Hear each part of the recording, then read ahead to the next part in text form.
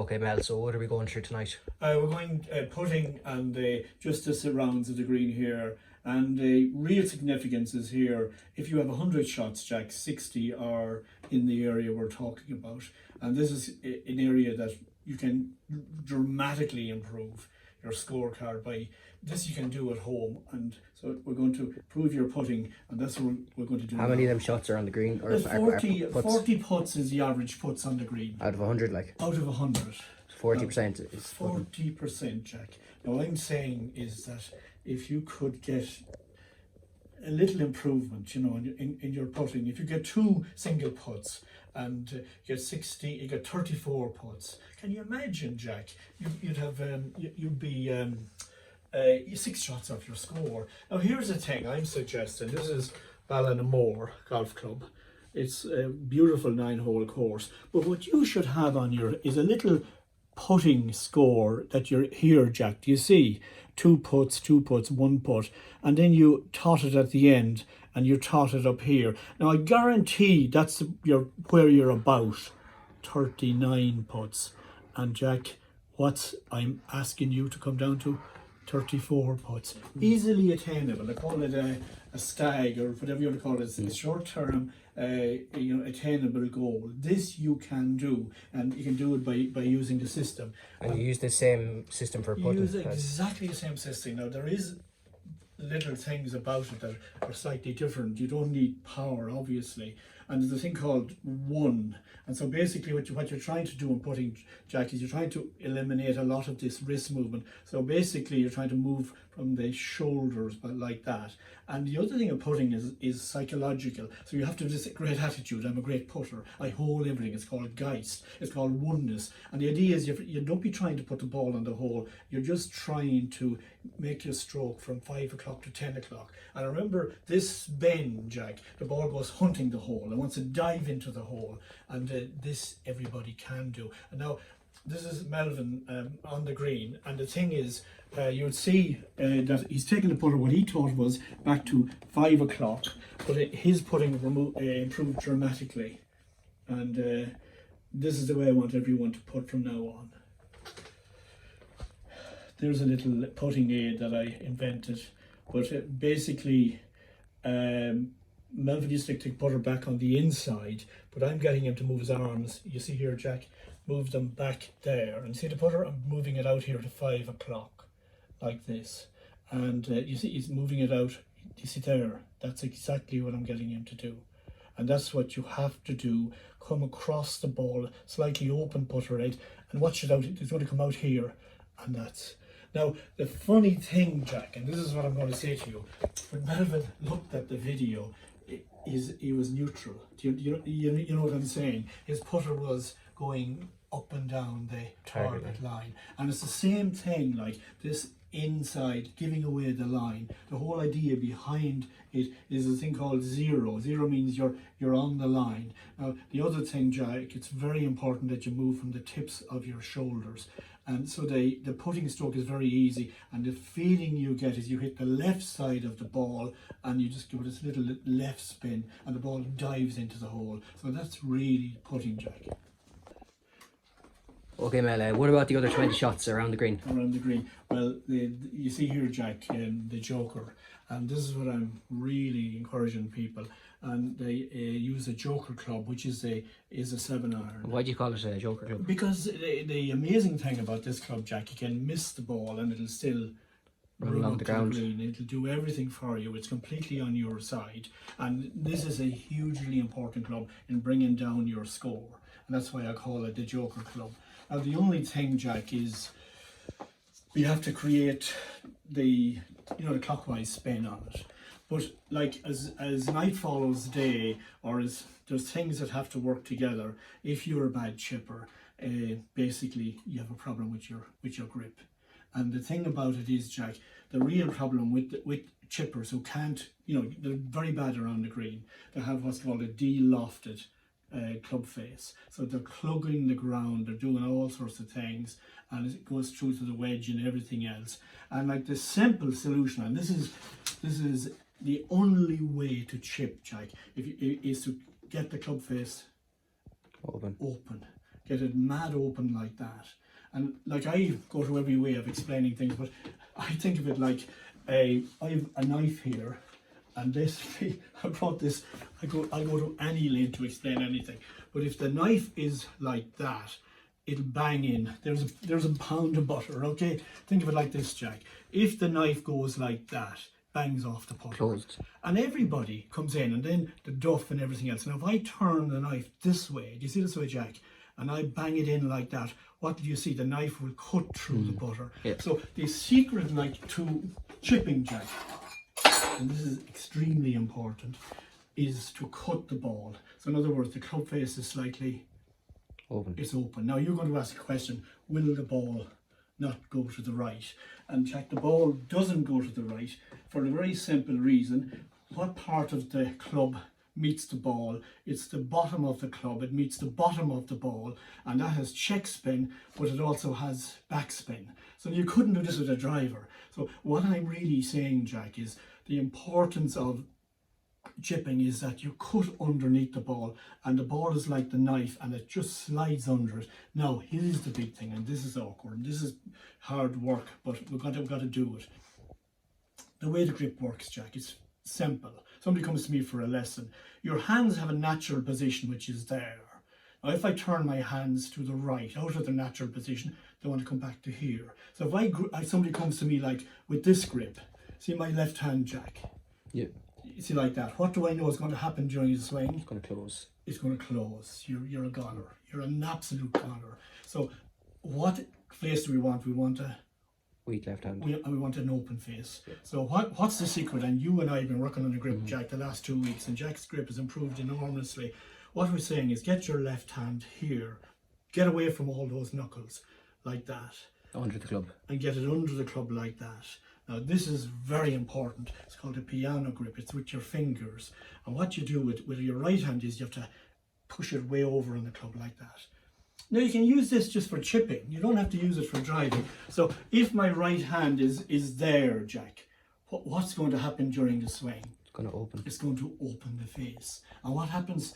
The club Cuts. is going to slide underneath the ball, and you're going to have a beautiful chip because the ball is going to go, it's going to have check on it. If you think of a bulldozer pushing something and everything is congregating in front of it, but imagine if something is going like that and the club head or the iron head passes out the ball. So it's about loft if you hand like that. So I just do it one more time. The V on the left hand, left shoulder, and the V on the right hand, left shoulder. And if it feels awful, it's right. And then what you do, Jack, is you take it out to 5 o'clock and come across the ball, and the first bounce should be right. First bounce should be right, and you'll become a great chipper. And we're going to see Melvin here and doing it. And with the 7R. And I'm just explaining to him, like, there's nothing between us and the green, and there's no earthly reason not to use this club. These will be the other 20 shots around the green. This is the other 20 shots around the green, especially like, this is the Joker club. This is your really club. You see Melvin is taking it back on the outside. You see taking it back 5 o'clock and cutting across it. And the other thing I'm saying is move from the shoulders. Moving, and when you'll see him taking it back on the outside, cutting across it. You see that beautiful shot. This is a shot that anybody can play. But there is one thing, Jack, you can't play it with a grip. Now there's just one final sentence I'm going to have to say. If you have a problem with shanks, the ball going to the right, everybody thinks the face is open. But the reason that you shank the ball is the club face is closed, the ball is gathered into the shank, and then it goes right. So not only does this improve your chipping, if you have a problem with shanking, if you weaken your grip, your club face will be open. In other words, the people think the shank goes to the right, so it's actually a closed face. So not only does it cure your short game, but it'll also, if you have a problem with a shank or even the ball, anything going left. But the thing, Jack, is that you've got to get your grip right like that. That's critical to get your grip right and bring down your score.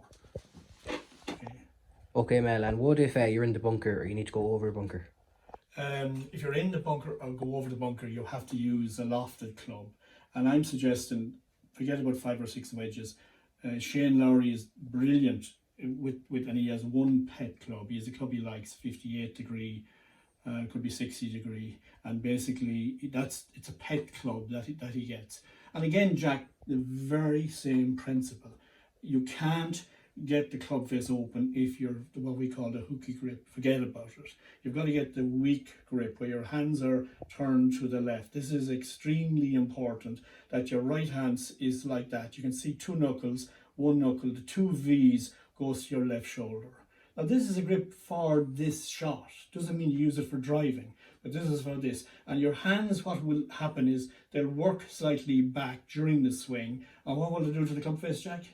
Open it. They'll open it. And the other thing, the knife and the butter, what's the Cut. it's going to cut through the butter, or it's going to cut through the sand. If you haven't an open face, you can't chip, you can't get out of a bunker. You'll be congregating everything in front of you, duffing and everything like this. Get this into your head. You've got the club face cuts under the ball and it passes out the ball. So I'm just going to say it again, Jack. And we're going to look at here we are with Melvin. This one is over a bunker, and basically again he's just going to take out his wedge, and there I'm explaining that there's a nice flange on the wedge there.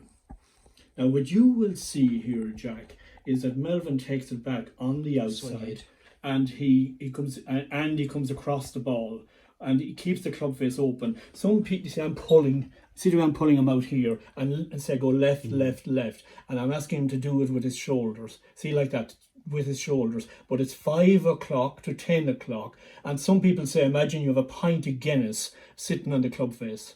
And Melvin is a beautiful chipper of the ball, but watch his shoulders. Now he's going to hit it up in the air, it's going to land on the green. His grip and his take it outside, cut. You see it like that? And you see how left he's gone. Yeah. So he's swinging left, but the ball is going right. And what kind of check is he going to get?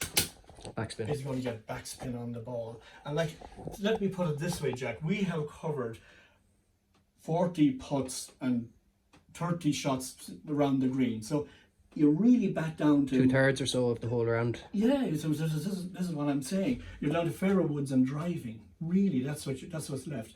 But this is what we call a SAG, where it's short range attainable goals, and you can do this at home, but you have to have a system, and the system is 5 to 10, and basically what you do when you're putting clockwise spin on the ball, but because the flange of the wedge is forward, you can cut like that and it won't go right, but with it will go up in the air. But I meant to get it like that through the sand, through the grass, and things like that. Think of the knife and the butter, and you'll become a great chipper, and you'll bring your score way, way down. Okay, Mel, why is this video here relevant? It's relevant because this is Colin Montgomerie. He won the Order of Merit 7 years in a row. He was an unbelievable golfer. I watched him Ryder Cup 2003, and he's using the 5 to 10 system. This is a 58 second, but like just see the way he takes the club and he's playing the power fade, and he's 7 years in a row winning everything. Every time he went out, he won. Well, just have a look at it now, Jack. You see there? And it's in slow motion. You see the club coming out here at 5 o'clock. Watch it coming down here. Watch it exiting left. And look at the ball, Jack. That power fade, a little fade. And this fellow was unbeatable. And you see it again. You see it's coming out here, Jack, coming outside, 5 o'clock. Look, flying elbow. And watch him coming down on the outside, hitting the left side of the ball and playing a power fade. This is the swing I want amateurs to start using and start scoring like the way he scored. In other words, this is a 5 to 10 swing. There's a perfect example of it, Jack. Yep. And that's what we'll be doing the next few weeks. Okay, Mel, why is this video here relevant? It's relevant because this is Colin Montgomerie. He won the Order of Merit 7 years in a row. He was an unbelievable golfer. I watched him Ryder Cup 2003, and he's using the 5 to 10 system. This is a 58 second, but like just see the way he takes the club and he's playing the power fade, and he's 7 years in a row winning everything. Every time he went out, he won. Well, just have a look at it now, Jack. You see there? And it's in slow motion. You see the club coming out here at 5 o'clock. Watch it coming down down here. Watch him exiting left. And look at the ball, Jack. A power fade, a little fade. And this fellow was unbeatable. He was and you see it again. You see it's coming out here, Jack, coming outside. 5 o'clock. Look, flying elbow. And watch him coming down on the outside, hitting the left side of the ball and playing a power fade. This is the swing I want amateurs to start using and start scoring like the way he scored. In other words, this is a 5 to 10 swing. There's a perfect example of it, Jack. Yep. And that's what we'll be doing the next few weeks.